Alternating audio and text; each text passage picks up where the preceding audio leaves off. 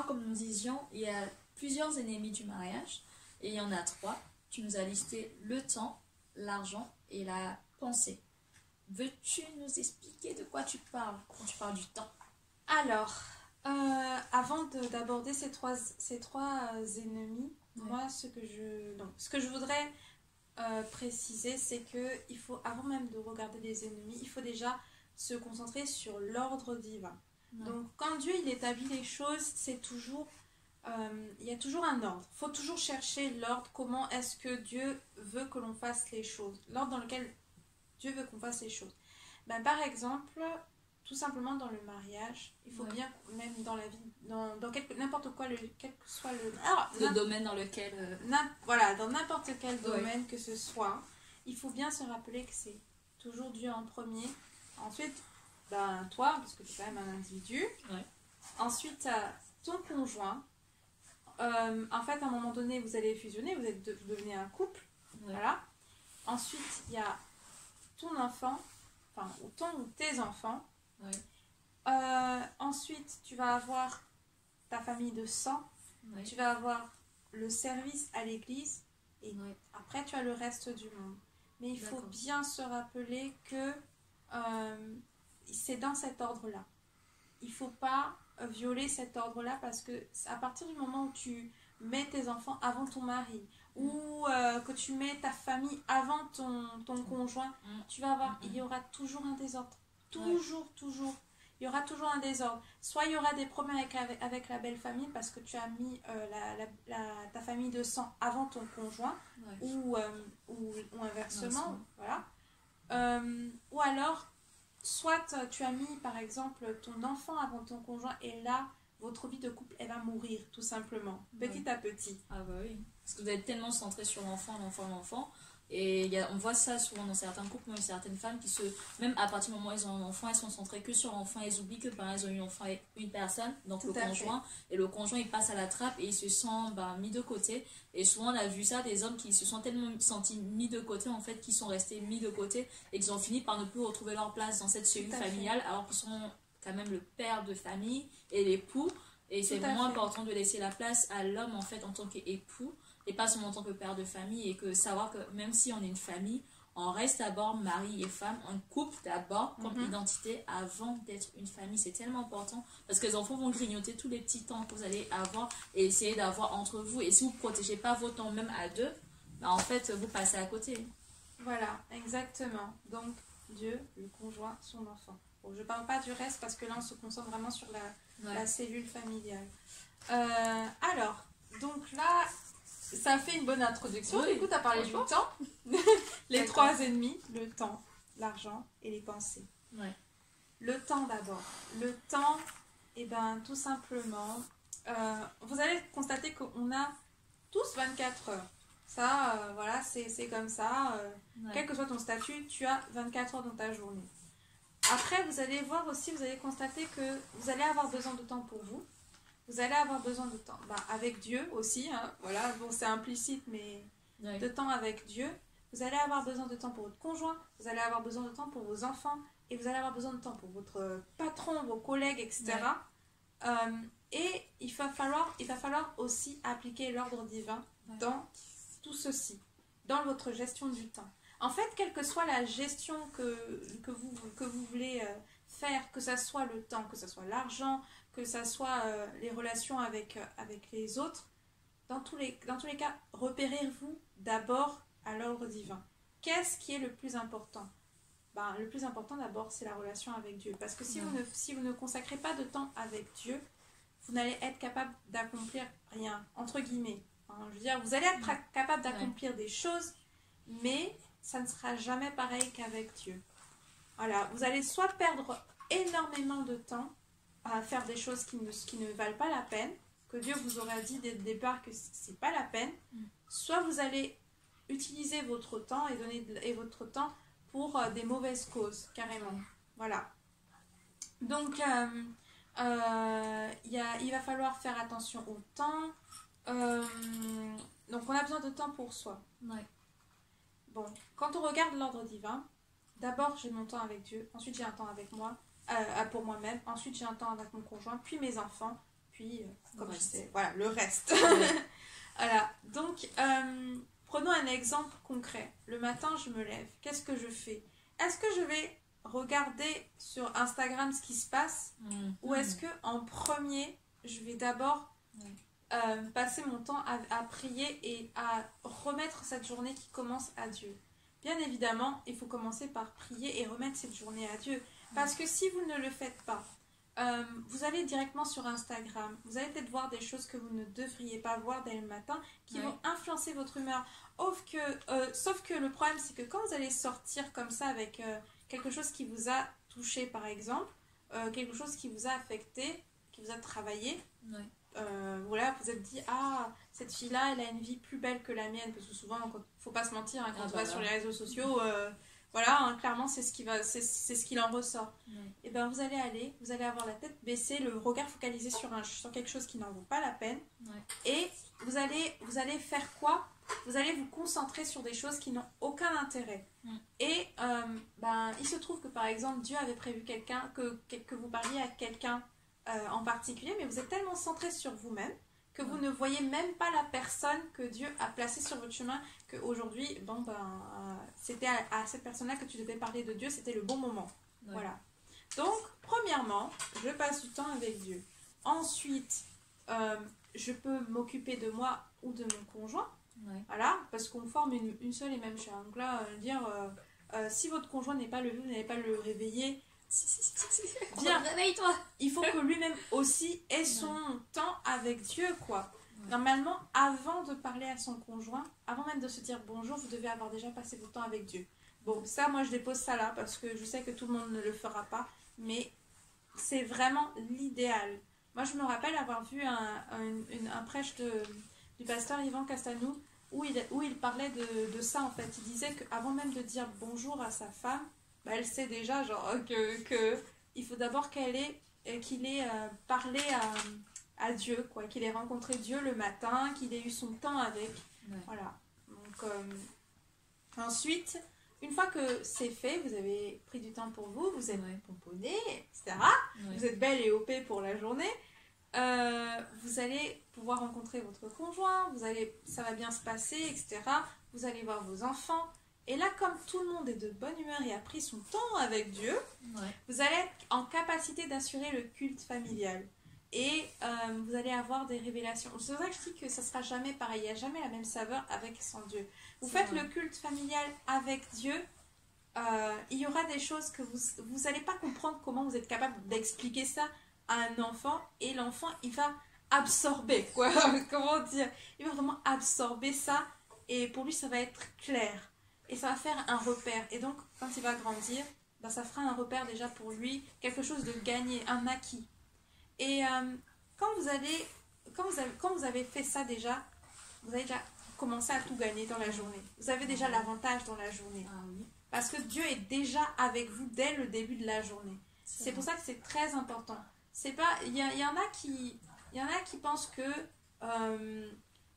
passer du temps avec Dieu, c'est recevoir des révélations seulement quand on est au pied de la croix de la femme, on est centré en train de prier. Il y en a, ça arrive, évidemment que ça arrive, mais Dieu parle tellement de manières différentes qu'il ne faut pas se brider à juste penser que c'est là le matin où il va tout me dire sur ce qui va arriver. Non, il fait aussi au fil de la journée. Voilà, donc c'est pour ça que c'est important d'avoir pris le temps avec Dieu, d'avoir remis la journée, d'avoir borné en fait, tout simplement, d'avoir dit là, ça c'est Dieu, voilà, il y a ce qui va se passer dans ma journée, c'est sous le contrôle et sous la bienveillance de Dieu, tout simplement.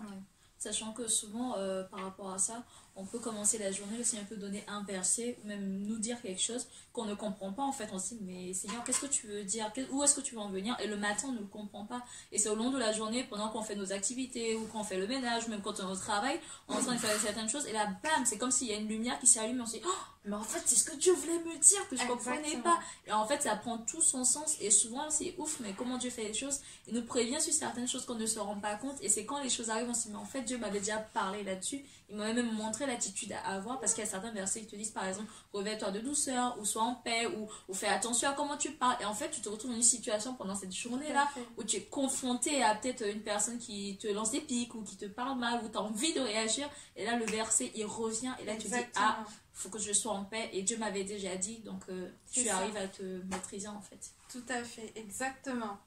Voilà. Ensuite, quand on a... Ah oui, aussi sur le temps, du coup, il faut du temps pour l'autre. Ouais. Il faut faire bien attention à avoir une vie de couple. C'est-à-dire qu'on peut être des parents, mais il ne faut pas oublier qu'on n'en est pas moins un couple. Donc, il faut toujours...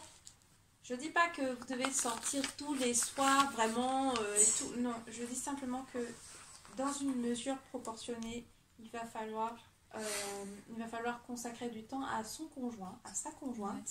Il va falloir lui consacrer des moments privilégiés. Et aussi, j'en profite aussi pour dire, voilà, si vous n'avez pas lu le livre Les 5 langages de l'amour, faites-le. Parce que ça va vous permettre vraiment d'optimiser ces moments-là. Les moments en couple, au final, on n'a pas beaucoup... On est dans une société où le temps, il est grignoté partout. Et surtout par les téléphones. Mais bon, enfin, ça c'est une autre parenthèse. Mais il est grignoté de partout. Or, si le peu de temps que vous avez pour votre couple, vous n'êtes pas focalisé là-dessus, mais à quoi ça sert d'en avoir en fait? À quoi ça sert d'être en couple tout court en fait? C'est à vous de protéger votre couple en fait. Vous attendez pas à ce que soi-disant les choses se fassent toutes seules.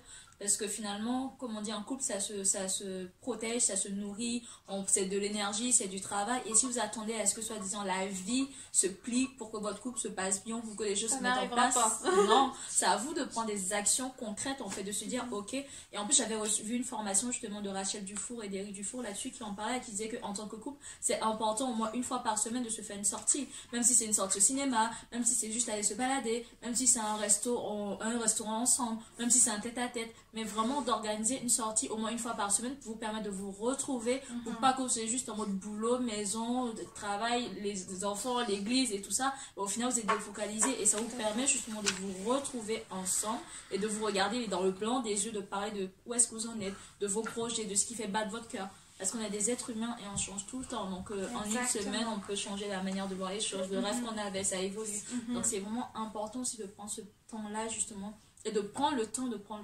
Donc arrêtons de dire j'ai pas le temps.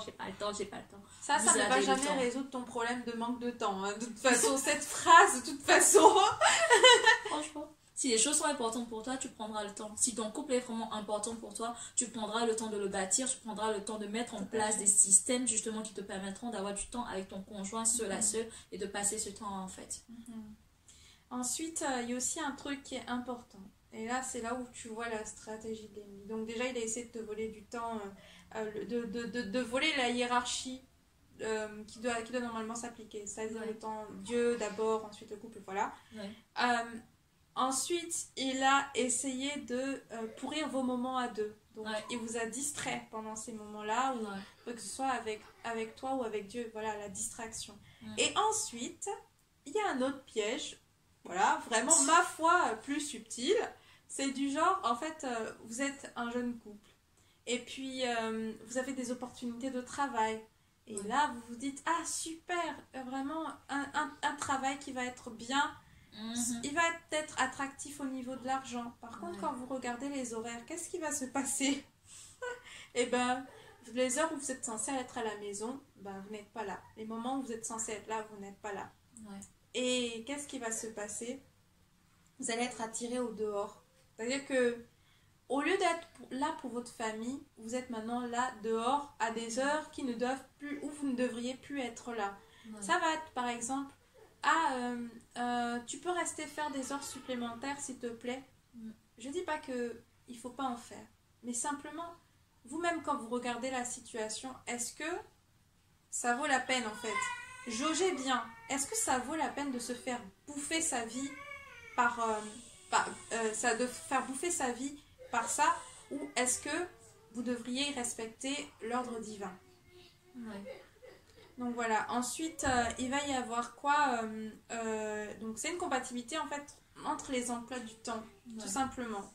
Il faut que vous soyez au bon moment avec mais ça revient en fait toujours à la même chose. Être au bon moment, au bon endroit, avec la bonne personne. C'est toujours la même chose. C'est des choses qui sont quotidiennes. C'est vraiment, ça se pratique au quotidien, quoi. Il n'y a pas de... de demi-mesure. Exactement. Est-ce que je vais aller répondre à la sollicitation d'amis qui, soit dit en passant, sont des amis avec lesquels j'ai fait les 400 coups quand j'étais plus jeune, et que maintenant il se trouve qu'ils n'ont plus la même vie que moi, eux sont toujours restés célibataires, mais moi j'ai un enfant à charge, j'ai une femme aussi à la maison. Est-ce que je vais sortir encore tous les soirs avec ses amis comme je le faisais auparavant? Et on sera plus possible. Des amis qui ont pas la même vision que toi, Exactement. qui pensent que se caser c'est vraiment, ça sert à rien, que la vie de famille ça sert à rien, c'est pour les nuls, qui sont des célibataires endurcis.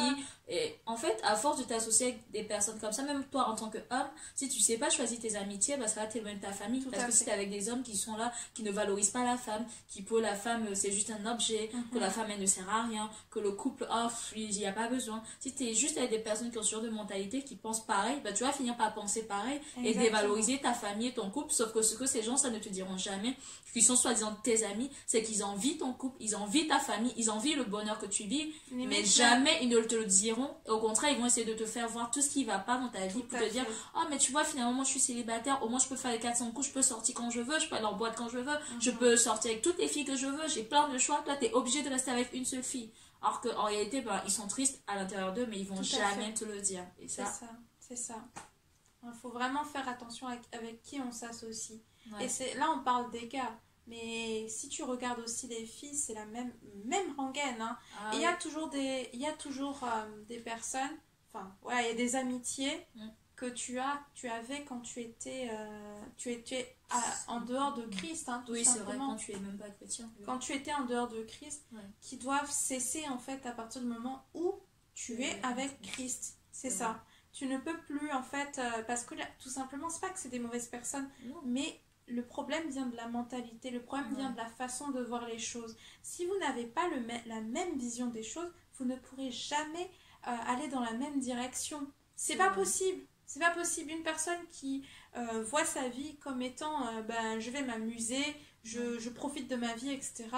Je profite des plaisirs de la vie. Donc en fait, c'est en termes chrétiens, c'est je vis par la chair. Voilà. Ça. Et que vous, au contraire, vous tentez une marche avec l'esprit, c'est-à-dire que vous n'êtes même pas stable encore. Vous êtes encore en train de chercher à marcher avec l'esprit. Est-ce que vous croyez que vous associer avec quelqu'un qui marche dans la chair va vous emmener loin? Du tout. Voilà, c'est aussi ça en fait. Du tout. Donc oui, comme tu disais, il faut vraiment faire attention aux emplois du temps, à bien choisir réellement avec qui on passe son temps, parce que c'est tellement important de savoir gérer son temps et où est-ce qu'on le passe, et se poser les bonnes questions. Est-ce que finalement je préfère gagner plus d'argent et que ma vie de famille en pâtisse, et que je passe moins de temps avec mon époux, avec mon épouse, avec mes enfants, que finalement je passe tellement de temps au travail que mes enfants ils ne me voient jamais, que je passe tellement de temps au travail que mes enfants, que quand ils me voient, ces gens ils me voient 5 minutes après ils doivent aller dormir. Il faut vraiment se poser les bonnes questions, parce que même si on est dans un monde où souvent on se dit que oui c'est compliqué de plus en plus de trouver un équilibre familial, même par rapport au travail, c'est tellement triste d'avoir des enfants finalement qui grandissent sans leurs parents, dans le sens où les parents sont là, c'est pas qu'ils sont absents, ils sont là, mais ils sont tellement occupés dans leur carrière professionnelle, dans leur travail, que finalement l'enfant il a un manque affectif, et c'est comme s'ils sont exactement, et comme si les parents sont pas là. Et je l'ai vu à tellement de reprises avec certains enfants, et c'est vraiment triste et dommage d'en arriver là. Donc posez-vous les bonnes questions. Est-ce que vous voulez vraiment avoir une famille épanouie, où vraiment vos enfants, vous pouvez les suivre de leur plus bas âge jusqu'à ce qu'ils grandissent, et que vous grandissez réellement avec eux, que d'être juste des parents qui sont présents mais en réalité qui sont absents et qui ne voient pas leurs enfants grandir. Et c'est plus tard, quand ils seront, imaginons des adultes, genre 18-19 ans, quand ils vont partir de la maison, que vous allez essayer de rattraper ça, alors que vous avez laissé un gap de 10 ans. En 10 ans, comment est-ce que vous allez essayer de rattraper 10 ans d'absence dans la vie d'un enfant? C'est super compliqué. Donc vraiment, c'est important dès maintenant de faire les bons choix, même quand vos enfants sont tout petits, de faire les bons choix, d'être présent pour eux dès maintenant, quoi. Parce que plus le temps va passer, plus le gap sera grand, plus je dis le gap, mais en réalité, pour ceux qui ne comprennent pas trop l'anglais, c'est juste plus la séparation sera encore plus grande en fait, et ça va faire encore plus d'espace, et ce sera juste dommage. Faut pas vous leurrer et vous dire que ça va s'améliorer. C'est ça. En fait, si les bases sont mauvaises, ça ne va jamais s'améliorer. Non. Faut pas je sais qu'on a tendance à essayer de dire oui, la pensée positive ou je sais pas quoi. Mais ça marche pas comme ça en fait. Ça c'est faux. Ce genre de choses, ce genre de raisonnement, c'est complètement faux. Si quelque chose est sur une mauvaise base, eh ben ça ne va jamais aller en s'améliorant. De toute façon, c'est aussi simple et clair que ça, quoi. Ouais. Et c'est pareil pour la vie de couple, hein. Comme elle Tout disait Sarah, c'est important vraiment de pouvoir mettre vos emplois du temps ensemble, de pouvoir vraiment réfléchir ensemble en tant que couple, qu'est-ce que vous voulez, quels sont vos objectifs, où est-ce que vous allez et qu'est-ce qui est le plus important, est-ce que c'est l'épanouissement de votre couple, même si vous allez un peu vous serrer la ceinture juste dans la saison dans laquelle vous êtes, au profit justement de ce que vous puissiez avoir un épanouissement personnel important, parce que si vous êtes bien épanoui, vous êtes bien avec vous-même, bien dans votre peau, ça va se ressentir au travail, vous allez être excellent dans ce que vous faites, vous allez être mieux en fait, que de pouvoir sacrifier votre vie de famille et de couple et de finalement travailler comme pas possible, comme un dingue, et au final vous vous retrouvez à travailler, et au final ben, vous allez passer à côté, et il y a des personnes comme ça qui se rendent compte après plus de 10-20 ans de travail en fait accompli à fond, que finalement ben, ils sont seuls finalement dans leur carrière professionnelle et seuls dans la poursuite de leur objectif, et qu'en réalité pendant tout ce temps leur femme était juste sur le bas-côté avec les enfants, et finalement il y a deux personnes dans la maison quoi, il y a le mari à côté et il y a la femme et les enfants d'un côté. Et ça, franchement, c'est pas ce qu'on veut pour vous. Sans oublier que, comme tu dis, si toi tu es d'un côté, ta femme et tes enfants sont de l'autre, ben tu n'es pas dans le plan de Dieu. Tout simplement. Pourquoi? Parce que le plan de Dieu, c'est l'homme et la femme ne font plus qu'une seule chair. Et c'est un processus. C'est-à-dire que c'est pas aujourd'hui, demain, là, on est déjà une seule chair. Non, c'est un processus. Dieu veut que plus le temps passe et plus on se rapproche, plus on connaît l'autre en profondeur, et plus aussi il a comme donné en fait, il t'a donné des choses, tu lui as donné des choses, et il y a des choses que vous avez réussi à surpasser à deux en fait, et donc vous êtes devenu une nouvelle personne. Et le problème c'est que si vous vous laissez avoir par ce genre de piège, qu'est-ce qui va se passer? Très logiquement, et ben vous allez sortir de la volonté de Dieu. C'est ça. Voilà, tout simplement. Vous êtes sur le bas-côté. Vous pensez être en train de courir, mais en fait, vous êtes sur le bas-côté. Ouais, voilà. Exactement. Wow. Mais en tout cas, franchement, j'aime bien cette notion des ennemis du mariage, parce que ça nous met en lumière le fait que souvent on a l'impression que ben, c'est l'autre problème, surtout quand on est en couple. Quand les choses ne vont pas, on a tendance à accuser l'autre et dire non, c'est ta faute, c'est parce que tu. Alors qu'en réalité, si on regarde bien, comme tu disais, le plus grand ennemi, c'est le diable en fait, qui est là insidieusement, qui essaie justement d'illuminer tout ce qui va pas chez l'autre, en fait, mettre en lumière tout ce qui va pas chez l'autre. Pourquoi te dire non, c'est l'autre problème et c'est pas toi, même si dans un couple on a tous nos travers en fait. Mais au final, l'ennemi est tellement insidieux que finalement tu vas passer ton temps à attaquer l'autre. Or qu'en réalité, le vrai ennemi, c'est le diable en réalité. Et quand tu te tiens debout dans ta maison, comme elle disait, dans ta relation avec Dieu, quand tu prends le temps avec Dieu, que tu bâtis ta vie avec Dieu, le Seigneur va te montrer les choses, va te faire attention parce que ça, il y a telle faille dans ton couple, il y a telle faille, il y a telle chose. Le Seigneur te montre des choses et tu peux vraiment te tenir là sur le roc et dire non, Satan, je te laisserai pas faire.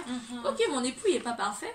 Moi non plus, je suis pas parfaite parce que je suis un être humain. Voilà. Mais on est en processus, comme tu disais, et on marche dans un processus pour aller de mieux en mieux et de gloire en gloire. Exactement. Donc les attentes là, qui sont là, non, faut arrêter quoi. Faut être réaliste. On ne veut plus de ça en 2020. Non, on veut plus de ça en 2020. Là, c'est la nouvelle saison avec de nouveaux objectifs et vraiment prendre le temps de marcher dans ce processus et laisser Dieu travailler en nous, prendre le temps et réaliser réellement qui nous sommes en tant que couple. Et agir ensemble en fait. Je vais même ajouter, dans une dispute, en fait le gagnant, c'est pas celui qui a crié le plus fort, etc. Celui qui est le gagnant, c'est celui qui fait le premier pas vers l'autre. C'est celui qui met la première pierre pour la réconciliation, entre guillemets. En fait, il n'y a pas... Quand vous vous disputez, vous croyez que qui gagne en fait? Est-ce que vous croyez que c'est le royaume des cieux? Est-ce que vous croyez que c'est Dieu qui est en train de gagner? Non. Absolument pas. En fait, c'est le diable, encore une fois, qui est en train de marquer des points. C'est clair. Alors que c'est le Dieu qui devrait être au centre en réalité. Donc chaque fois, il ne faut surtout pas oublier et il faut garder à l'esprit en réalité que dans tout ce que vous allez faire, il faut savoir que l'ennemi, il n'aime pas le mariage. L'ennemi, il n'aime pas le mariage. Franchement, l'ennemi numéro 1 du mariage, c'est le diable. Donc tout ce qu'il veut, on dit que le diable ne vient que pour détruire, dérober, voler, égorger. Donc son but réellement, c'est de vous faire du mal en tant que couple, en tant que foyer. Si vous pouviez même vous séparer, c'est son but, c'est ce qu'il veut. Donc logiquement, ne soyez pas surpris quand il y a des disputes, ne soyez pas surpris. L'ennemi tout ce qu'il veut, c'est que vous soyez séparés, que vous ne soyez pas dans la même longueur d'onde, que vous ne soyez pas unis, que vous n'atteigniez pas la destination que tu veux pour vous.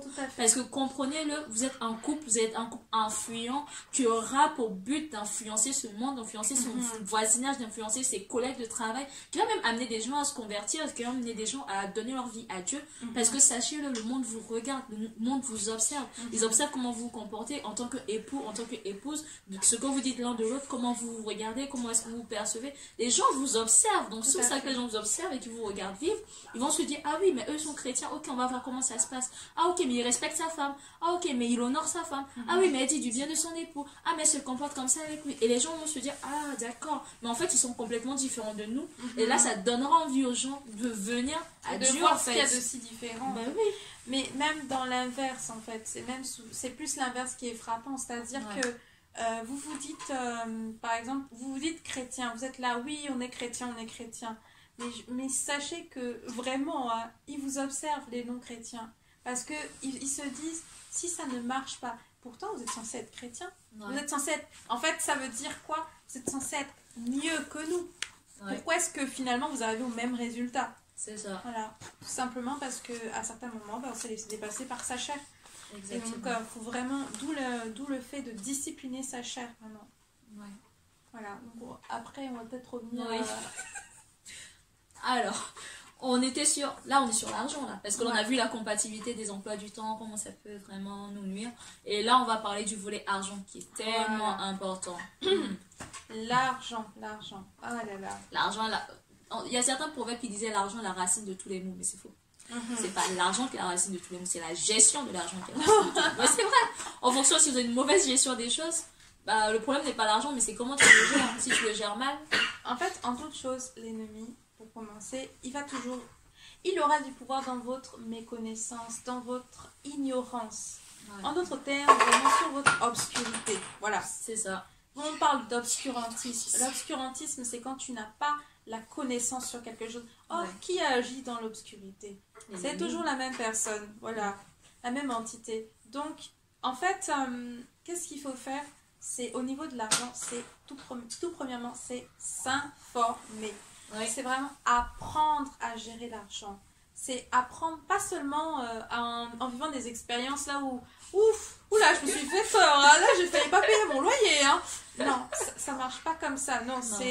C'est vraiment en s'instruisant intentionnellement, c'est-à-dire lire des livres sur la gestion financière. D'abord, le premier livre étant la Bible, parce que la Bible aussi a un énorme potentiel en ce qui concerne la gestion de l'argent. Il faut simplement chercher. Vraiment, vous cherchez et vous trouverez que... je trouve souvent D'accord. Voilà, déjà on sait que c'est à Dieu qu'appartiennent l'or et l'argent. Et si c'est à lui que ça appartient, c'est à lui aussi de nous enseigner comment gérer cet argent pour que ça soit un outil en fait qui va nous aider dans notre mariage, qui va nous aider à exceller dans ce domaine-là et qui ne va pas au contraire nous plomber. On sait aussi que fuir, que l'argent est fuyant, qu'il procède de son propre esprit et que il est très facile à ce moment-là de vivre, de courir après l'argent et de manquer de sagesse. C'est pourquoi aussi il nous est demandé d'être particulièrement sage en matière d'argent. Et aussi... Donc, on peut aussi dire que la gestion de l'argent dans le couple, si on en vient au principal sujet, c'est que ça peut être source de tension. Voilà. Vraiment, il faut s'informer, comme je l'ai dit tout à l'heure, il faut vraiment s'informer sur l'argent. Il faut regarder, il faut être enseigné là-dessus. C'est-à-dire que si vous avez la possibilité d'avoir des cours dans votre église, par exemple, qui parlent de ce sujet-là, mais vraiment foncez, quoi. Vraiment foncez là-dessus. Même si c'est pas dans votre église, si d'autres églises dispensent des enseignements là-dessus, il faut avoir la curiosité d'y aller. Et pas seulement que dans l'église. D'ailleurs, l'argent, il se trouve que il n'y a pas que nous les chrétiens qui avons réussi à dompter. Il faut aussi regarder que les non-chrétiens ont réussi à dompter l'argent d'une certaine manière. Par contre, il faut être prudent. C'est-à-dire, il faut se dire, bon, ça c'est quelque chose que Dieu me dit qu'il ne faut pas faire. Donc, même pour l'argent, je ne le ferai pas. Voilà, tout simplement. C'est avoir cette parcimonie de dire, ça c'est de Dieu, ça c'est pas de Dieu. Voilà. Donc, si par exemple, vous êtes un businessman, que vous êtes en devenir et que on vous dit, oui, pour faire augmenter les ventes, il faut jouer sur, je sais pas moi, sur l'apitoiement des gens, pour qu'ils donnent et donnent et donnent. Vous savez très bien que manipuler les sentiments des autres, ce n'est pas quelque chose qui vient de Dieu. La manipulation, c'est pas de Dieu. Donc, vous ne le ferez pas. Par contre, un non-chrétien va vous dire que pour avoir de l'argent, il faut travailler vos talents. Et bien, ça, c'est le message de Dieu. Voilà. Donc, il faut vraiment être dans la parcimonie. Vraiment voir comment gérer l'argent selon le cœur de Dieu et gérer l'argent voilà, selon le monde. Vous ne prendrez pas la partie qui correspond à comment le monde voit les choses. Donc, si on adapte ça au couple, ça donne quoi? Situation concrète. Donc, madame est dépensière. Monsieur est radin. On fait comment? Ah bah oui, vous devez trouver un équilibre parce que sinon... Exactement. Comment est-ce que je fais pour trouver mon équilibre? La réponse se trouve encore dans l'ordre divin. Encore et toujours. Quel est l'ordre divin qui a été établi par rapport à l'argent? Dieu en premier. Donc, c'est le cas de la dîme, l'offrande, tout ce que... Voilà. Une fois que ça a été fait, il faut mettre à l'abri des besoins votre foyer. Quand ça a été fait, vous devez vous assurer aussi que... Donc là, vous avez couvert toutes les charges. Maintenant, il faut aussi couvrir au cas où, voir les projets à long terme. Donc ça va concerner l'épargne. Et ensuite, quand ça c'est fini, le reste, c'est de la libéralité. C'est-à-dire que ça peut être dépensé en loisirs, ça peut être dépensé aussi en dons, tout simplement. Peut-être qu'un ami va se présenter à vous et vous dire « J'ai besoin de tant d'argent, vous avez envie de le donner ». Vous consultez votre époux. Toujours. C'est important. C'est important, sinon ça crée des problèmes. Vous consultez Dieu aussi, parce que faites attention, il y a des sommes d'argent et il y a des manières de dépenser son argent. Même si quelqu'un vient vous voir comme ça en disant c'est urgent, parfois Dieu n'est pas d'accord, parce que l'usage qui va être fait n'est pas à sa gloire, tout simplement. Ou alors, tout simplement, cet argent va être utilisé, vous ne savez pas à quoi vous vous associez en fait. Tout et c'est simplement. pas peut-être ce que tu avais prévu comme usage. Et peut-être que si tu donnes cet argent à cette personne, il y aura une autre situation devant en fait qui nécessitera réellement que tu investisses cet argent-là. Et vu que tu l'as placé au mauvais endroit, tu pourras pas le mettre là où Dieu veut vraiment que tu le places en fait. Exactement. C'est exactement ça. Donc il faut vraiment faire très attention à tout ceci quoi. Et vraiment veiller. Il faut avoir les yeux bien ouverts. Voilà. Et aussi, il faut être enseignable. C'est même la première chose. C'est-à-dire que il faut se rappeler qu'on n'a pas la science infuse. C'est-à-dire que parfois, vous vous dites « Non mais moi, c'est bon, mon père, il a été, je sais pas, il a eu une multinationale ou je sais pas quoi. C'est bon, je sais ce qu'il y a à savoir sur l'argent. » Parfois, non. Parfois, non. Vous avez appris d'une manière les choses. Et maintenant, il faut aussi voir... Il faut confronter avec Dieu, qu'est-ce que lui il en pense, voilà, tout simplement. Avec son époux, qu'est-ce qu'il en pense aussi. Exactement. Parce que comme tu dis, on n'a pas la même éducation sur les finances, et la manière dont nous on a été éduqués sur les finances, si vraiment on est éduqué sur les finances, c'est pas du tout la même manière que l'autre personne a été éduquée sur les finances. Ça, exactement. Donc il faut se mettre à niveau, c'est-à-dire que vous devez avoir une éducation. C'est pas seulement madame qui va aller au séminaire, qui va apprendre la gestion de l'argent. C'est tous les deux. Il faut apprendre tous les deux. Il faut aligner vraiment vos connaissances pour ne faire qu'un. C'est-à-dire que quand on dit que c'est un processus, ne faire qu'un, ça fait aussi partie du processus. C'est-à-dire que vous allez vous former, vous allez voir comment et où mettre l'argent. Voilà.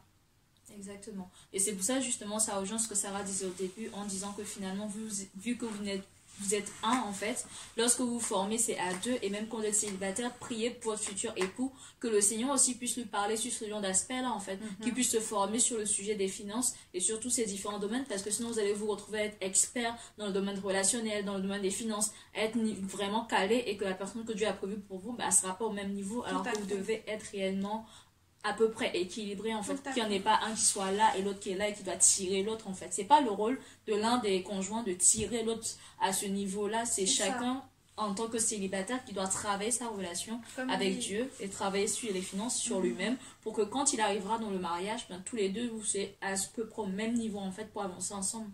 Bah, comme dit mon mari, chaque membre de la famille forme un corps. Dieu c'est la tête. Il faut d'abord que la tête soit d'accord pour que tout le corps suive aussi. Donc c'est-à-dire qu'il faut avancer dans la même direction quoi. Voilà. D'accord. Et sur les finances, est-ce que tu as quelque chose d'autre à nous dire Simplement qu'il faut être sage. D'accord. Voilà, simplement, encore une fois, quand la manière dont vous dépensez votre argent, même dans la manière dont vous gagnez, on pourrait aussi parler de ça, mais la manière dont on dépense, ça traduit aussi bien notre état d'âme au final. Hein. C'est vrai. Ça montre bien où est-ce que tu places tes priorités. Donc, clairement, est-ce que ta priorité c'est Dieu? Est-ce que ta première priorité c'est Dieu? Est-ce que ensuite c'est ton foyer? Vous allez voir, il faut vraiment prendre la peine de faire un sondage, c'est-à-dire une introspection. Voilà, c'est ça. De se dire, et aussi même de regarder les finances. C'est-à-dire que si pendant 1, 2, 3 mois, vous avez une boîte dans laquelle vous mettez tous les petits tickets là. Oui, les factures là, comme ça, vous pouvez. Comme ça, vous pouvez regarder, vous allez vous rendre compte, on dépense un petit peu trop en restaurant, hein, et ça nous plombe vraiment. Et vraiment, si vous êtes matheux, voilà, si vous aimez bien les maths, commencez à faire des pourcentages, dites-vous, waouh! Mais en fait, les dépenses de restaurant, ça constitue 25% de notre budget. Est-ce que c'est raisonnable? Voilà, bien évidemment, c'est pas raisonnable. Mais bon. Sachant que tu disais tout à l'heure, justement, que pour son loyer, nous devons allouer que 30% de son budget total à son loyer. Parce que si vous avez un souci avec la CAF ou quoi que ce soit, les appels qui ne tombent pas, et que votre loyer fait par exemple la moitié de votre paye, bah, vous êtes vraiment dans la mouise. Comment vous dire? Donc voilà, c'est des petites choses. À part ça, tout simplement aussi dire que, enfin ça c'est surtout les hommes. Les hommes, ils ont un gros piège avec l'argent. En fait, les femmes, elles vont avoir tendance à avoir un piège, et les hommes un autre piège. Les hommes, leur piège, ça va être d'aller vouloir chercher toujours plus loin l'argent. C'est parce qu'ils se disent, c'est moi qui dois ramener l'argent, c'est moi qui dois ramener le plus d'argent. Voilà, je dois pouvoir. Et c'est quelque chose qui est inscrit dans leur ADN. Ça, ils peuvent rien y changer. Hein. C'est comme ça. La femme, son piège, ça va être j'ai besoin de me sentir en sécurité. Donc, mais justement, ça se complète en fait. C'est pas quelque chose contre lequel il faut forcément lutter. C'est pas quelque chose contre lequel il faut lutter. Mais par contre, là où il faut lutter, c'est si ça prend des proportions qui ne sont pas bonnes. C'est-à-dire que l'homme, il va tellement vouloir prouver à l'autre que c'est moi qui tiens les cordons de la bourse, c'est moi qui assure le manger et le boire, que il va voir que là, ma femme elle commence à gagner un peu plus d'argent, moi aussi il faut que je suive je suive la cadence. Non, au contraire, il faut se dire, on travaille tous les deux pour le foyer. Main dans la main, vous êtes un, vous n'êtes pas deux en vrai. Exactement. Vous êtes un. Voilà. Quand on est un, ça veut dire que ce soit ta femme ou ton homme qui gagne le plus, c'est pas ça qui importe. C'est pas ça qui importe. Voilà. Et les femmes, généralement, ça va être la dépense. Mais je dis les femmes, mais pas forcément les femmes. Ça, c'est tous les deux. Genre, on peut avoir des niveaux de dépenses un peu différents. Mais vous allez voir que généralement, ce sont les femmes qui sont plus émotionnelles. Et donc, lorsque ça ne va pas, elles auront tendance à dépenser plutôt que de régler le problème affectif qu'elles ont en fait. Et ça, c'est pas bon parce que l'ennemi, après, vous allez devoir aller rendre compte à votre époux ou à votre épouse selon le cas. Mais et là, quand vous allez arriver devant votre conjoint, qu'est-ce que vous allez dire? Bonne question. Comment vous allez vous justifier? Ou même si vous arrivez à vous justifier, vous-même vous saurez au fond de vous-même que c'est pas normal. Justifiable, en fait. Exactement. Et c'est pour ça, en fait, c'est important, même dans le célibat, de travailler sur vos émotions. Vous êtes une personne qui, émotionnellement, passe par des montagnes où tantôt ça va pas et tout. De travailler réellement sur vos émotions pour pas qu'en fait, vous déplaciez le problème et que vous mettiez vos émotions carrément sur les achats compulsifs. Il y aura des personnes, ça sera les achats compulsifs. Il y aura des personnes, par exemple, ça sera la nourriture, par exemple, quand ils vont pas bien. Donc, c'est vraiment important aussi de gérer ses émotions à ce niveau-là et d'être capable de régler cela pour que, justement, quand vous êtes dans le couple, lorsque ça ne va pas, vous n'ayez pas tendance à prendre la carte bancaire pour aller la faire griller, alors que vous savez très bien que l'argent qu'il y a là-dessus, c'est pas pour ça. C'est pas parce qu'il y a de l'argent sur la carte que c'est qu'il faut l'utiliser. Si l'argent qu'il y a dessus n'est pas fait pour ce que tu veux prendre, c'est du désordre. Exactement. Faut bien aussi garder en tête que l'argent, en fait, comme le dit le proverbe, je l'ai dit tout à l'heure, l'or et l'argent appartiennent à Dieu. Exactement. Donc c'est comme pour la destinée, c'est comme pour tout. Qu'est-ce que Dieu, à quoi destine vraiment Dieu cet argent? À quoi ça va servir? Donc vous êtes comme des ambassadeurs en fait. Ouais. Ça sert à vous faire vivre, certes, mais il y a aussi plus loin. Il faut chercher plus loin que juste ça me sert à vivre. Il faut aussi regarder qu'est-ce que Dieu veut que je construise avec cet argent. Qu'est-ce qu'il veut que je bâtisse avec cet argent? Où est-ce que mon argent doit aller? Voilà. Et aussi par rapport au fait que les revenus sont peut-être pas égaux. Ouais. Un salaire, c'est un salaire, hein, tout simplement. Un salaire, c'est un salaire, ça veut dire quoi? Ça veut dire que peu importe de qui il provient, c'est pour toute la famille, tout le foyer. C'est le foyer. Voilà. Parce que sachez qu'à partir du moment où vous vous mariez, vous êtes un. Voilà. Il n'y a plus de moi, il n'y a plus de je, il n'y a plus de toi, c'est nous. Et à partir du moment où c'est nous, peu importe, c'est le nous qui compte d'abord et qui prend la prédominance sur le jeu. Donc que ce soit toi qui ramène 1000 euros et que l'autre ramène à peine, je sais pas, 500 euros, ça, peu importe. Exactement. Le plus important là, c'est le couple qui compte et c'est l'unité que vous formez qui compte au-dessus de tout en fait. Exactement. Et ça doit se sentir dans les finances. Et parfois on a l'impression, en fait c'est culturel, hein. Ça n'a rien de biblique. C'est pour ça que je disais tout à l'heure à Elsa que moi j'ai été reprise sur la culture. C'est-à-dire que moi je partais du principe que un salaire en fait c'est l'homme qui doit gagner plus, voilà. Ouais. Mais ça c'est purement culturel en fait. Ça n'a rien à voir avec la philosophie du royaume de Dieu, avec la pensée du royaume de Dieu. Ouais. Non, la pensée du royaume de Dieu, c'est de dire que l'on forme un tout et que voilà, on met en commun pour bâtir. S'il y a un surplus, c'est toujours pour bâtir. Et voilà, s'il y a un manque, Dieu pourvoira. C'est toujours. Il y a toujours cette mentalité-là. Et parfois, si j'en profite de dire une petite parenthèse, on a l'impression parfois que les choses manquent, mais quand on fait un état des lieux, qu'on scrute vraiment, on se rend compte que Dieu a pourvu à tous nos besoins et que c'est nos cœurs en fait qui veulent avoir toujours plus. La convoitise. Voilà, exactement. Ce qui nous emmène du coup au troisième point. C'est ça, sur la pensée. Voilà. Alors, la pensée, en fait, qu'est-ce qu'on entend par là? C'est que, tout simplement, la troisième arme qui va être utilisée par l'ennemi, si vous ne faites pas gaffe, c'est que il va essayer d'inséminer dans vos pensées des choses, des comportements qui ne sont pas bons. Déjà, gardez bien en tête qu'il vous suit depuis que vous êtes petit. Ouais. C'est-à-dire qu'il voit quelles sont les failles que vous avez eues et il sait qu'est-ce qu'il faut exploiter pour vous faire exploser, pour vous mettre plus bas que terre. Voilà, tout simplement, il se comporte en ennemi de nos âmes. Hein, voilà, clairement. Donc, qu'est-ce qui va se passer? C'est que si vous ne prenez pas garde, il va agiter ces faiblesses-là. Il va remuer le couteau dans la plaie. Et c'est pour ça qu'on parlait de la guérison de l'âme tout à l'heure. Parce que quand on guérit, quand notre âme est guérie, ça veut dire qu'il peut essayer. Mais il n'y a plus rien en fait. Il n'y a aucun accès en fait qui peut être laissé au diable en fait. Donc à partir de ce moment-là, il ne peut pas réagir, il ne peut pas agir, il ne peut pas vraiment, comme elle dit, planter le couteau dans la plaie puisqu'il n'y a plus de plaie, il n'y a qu'une cicatrice. Exactement, c'est ça. Donc qu'est-ce qu'il peut essayer d'inséminer de la comparaison. Alors ça, oh là là. Mais c'est-à-dire que vous avez, vous êtes un jeune couple marié et vous regardez déjà les acquis d'un couple qui est marié depuis 30 ans. Ah ouais. Vous comparez. Quand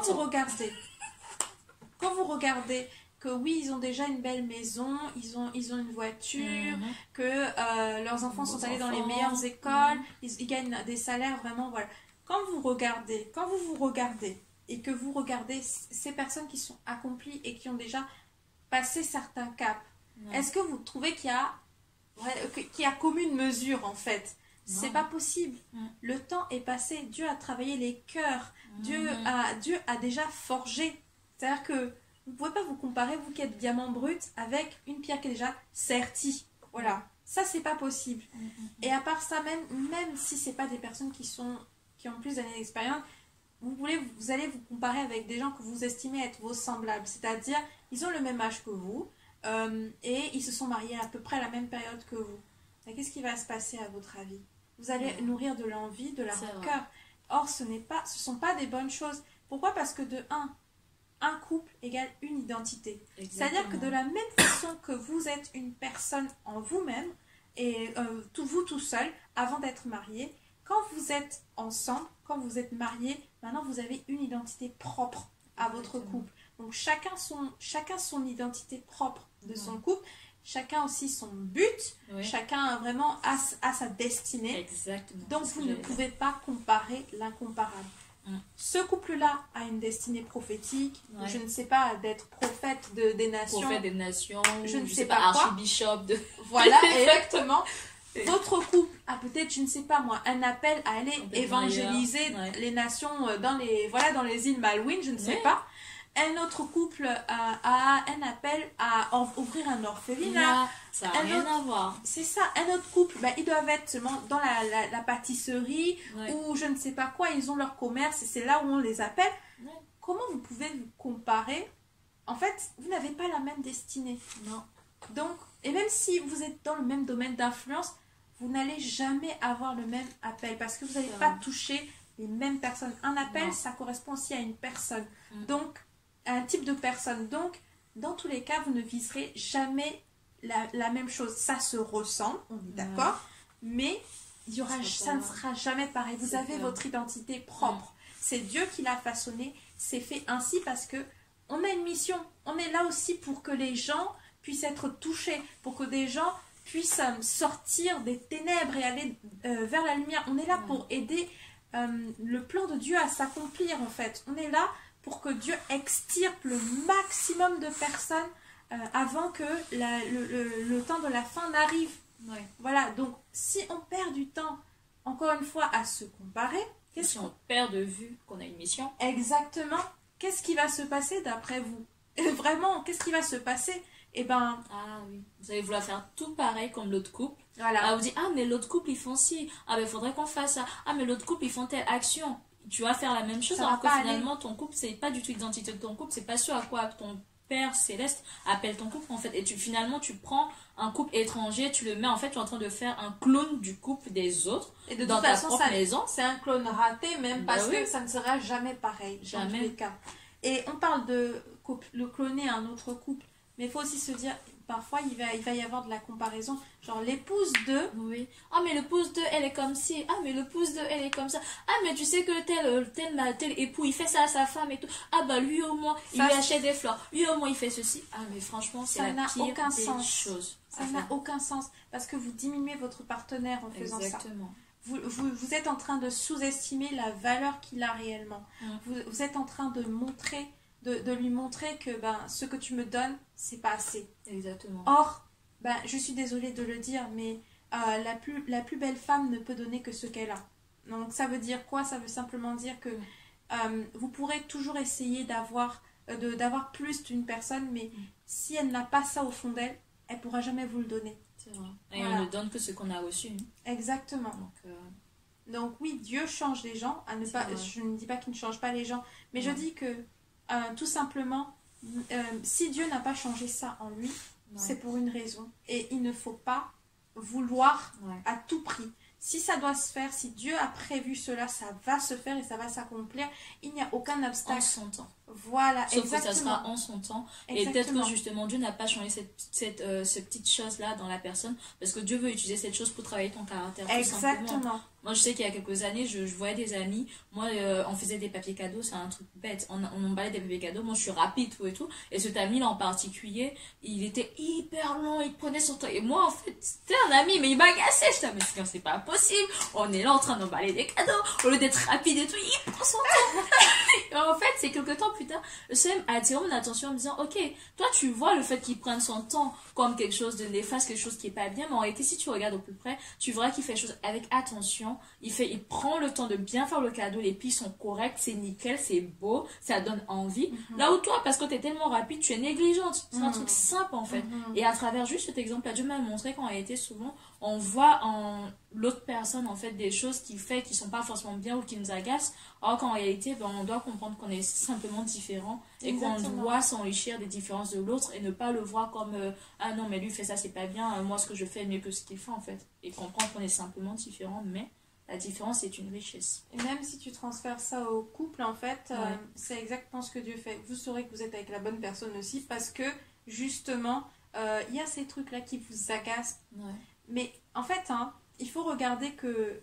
En fait, Dieu, il se dit, mais toi, c'est toi qui m'agace, en fait.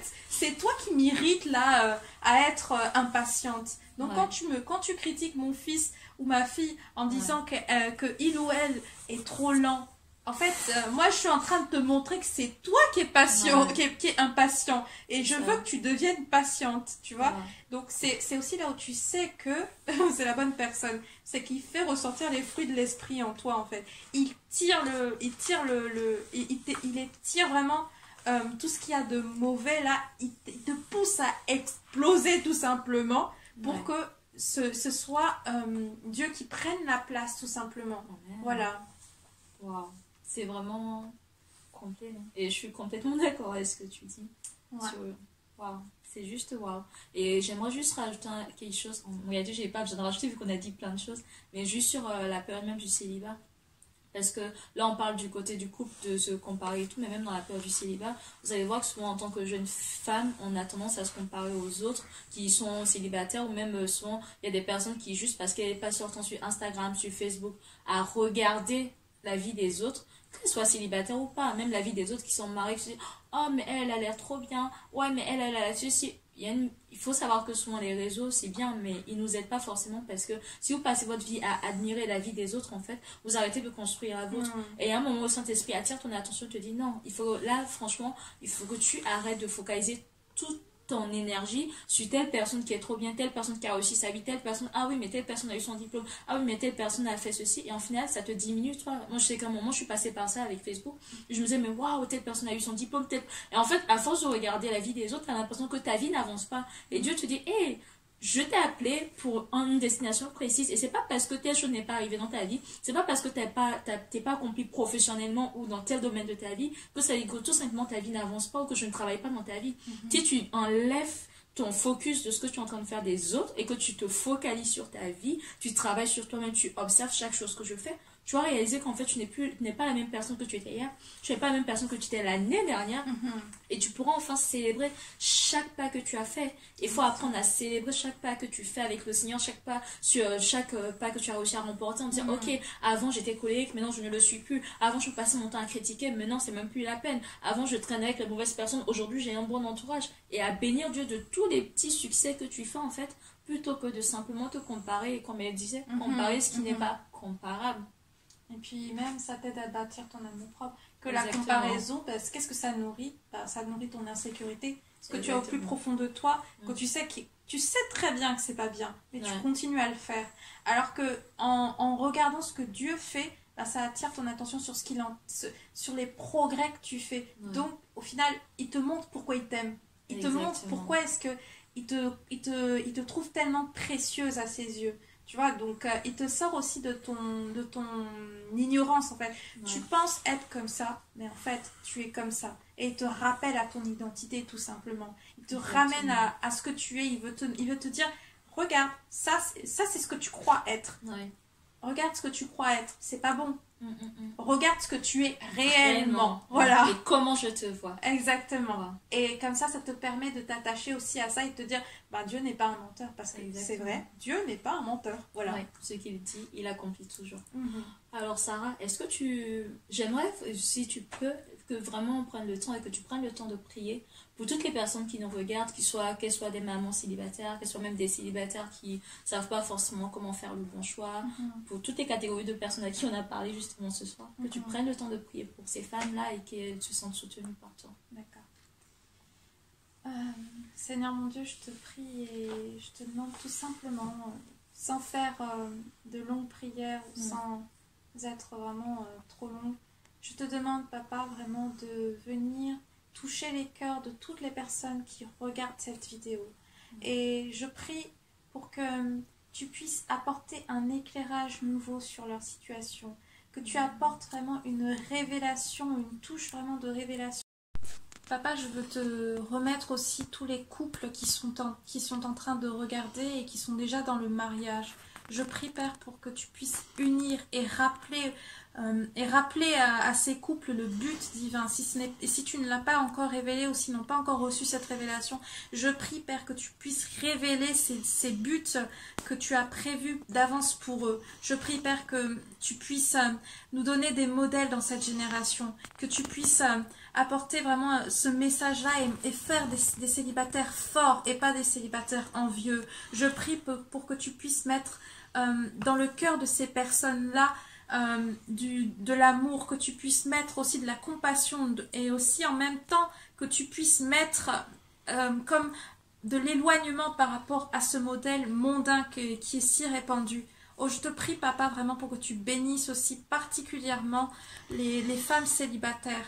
Oh, je te prie, Père, que ces femmes célibataires avec enfants, tu puisses restaurer leur dignité si elles en manquent. Et je prie aussi pour que les blessures qui peuvent résulter de cet échec amoureux puissent vraiment être réparées, restaurées. Je te prie vraiment, Papa, pour que les enfants qui grandissent avec des mères célibataires soient des enfants forts spirituellement. Je prie qu'elles s'attachent à toi et que leurs enfants s'attachent à toi au même moment où elles passent par ces saisons-là. Je prie, Père, que tu puisses pourvoir à leurs besoins, aussi bien émotionnels, affectifs que matériels, Père. Et je prie, Père, aussi pour que tu puisses susciter des modèles de pères, des modèles de figures paternelles dans leur entourage afin que ces enfants-là n'aient pas ce repère en moins et qu'au contraire, ils puissent avoir ce modèle qui puisse au contraire être vraiment là et leur montrer le chemin et la voie à suivre, Père. Moi, je te remercie, Papa, en tout cas pour toutes les paroles que tu as mises dans nos bouches, toute l'inspiration que tu nous as donnée pour faire cette vidéo. Je te remercie et je te prie, Père, que cette vidéo puisse bénir vraiment des personnes, bénir et apporter un éclairage, bénir et apporter vraiment une vision nouvelle des choses, Père. Et je te remercie et je te prie ainsi dans le nom précieux de Jésus. Amen. Amen. Waouh, quelle prière! Franchement, je sais pas vous, mais moi, cette prière m'a donné des frissons. Vraiment, Sarah, je veux te remercier pour cette journée avec toi, d'avoir pris le temps de vraiment venir là, de nous encourager, de vraiment nous rebooster à fond. Honnêtement, je suis reboostée à bloc là, avec tous les conseils que nous a donnés, il faudra qu'on les applique. Et vraiment, mesdemoiselles, je compte sur vous. N'hésitez pas à... Messieurs, hein. Ah oui, c'est vrai. Monsieur, désolé. Désolé, monsieur. N'hésitez pas à commenter la vidéo. Franchement, si vous avez des témoignages par rapport à tout ce qu'on a abordé sur des choses vraiment que vous avez vécues et qui sont du vécu que vous avez envie de partager avec nous, n'hésitez pas à commenter, qu'on puisse vraiment encore plus se nourrir de l'expérience des unes et des autres. Vraiment, c'est comme ça qu'on avance. Donc, cette chaîne, vous savez que c'est la vôtre, c'est la chaîne des precious parce que vous êtes précieux aux yeux de Dieu. Et n'oubliez jamais cela. Dieu a un plan pour votre vie et c'est que le meilleur. Donc voilà, je vous dis à la prochaine.